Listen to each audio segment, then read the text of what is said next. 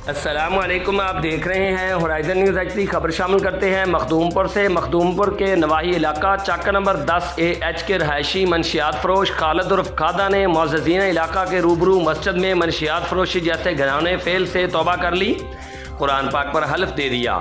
DPO Khanewal, DSP सदर खानेवाल और SHO थाना मखदूमपुर से तावन की अपील।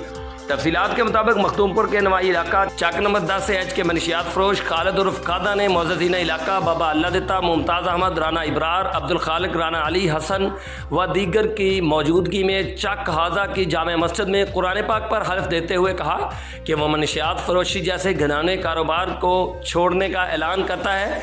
इस मौके पर उन्होंने कहा कि वह अपनी पुरानी ज़िंदगी पर नहायत पेशमान है। खालिद उर्फ खादा ने डीपीओ खानेवाल, डीएसपी सदर खानेवाल और एसएचओ मखदूमपुर से गुजारिश की है कि वो एक अमन पसंद और कानून की पासदारी करते हुए अपनी ज़िंदगी गुजारेगा और माजी को भूलकर एक अच्छा शहरी बनेगा जिसमें आपका शुक्रगुजार है।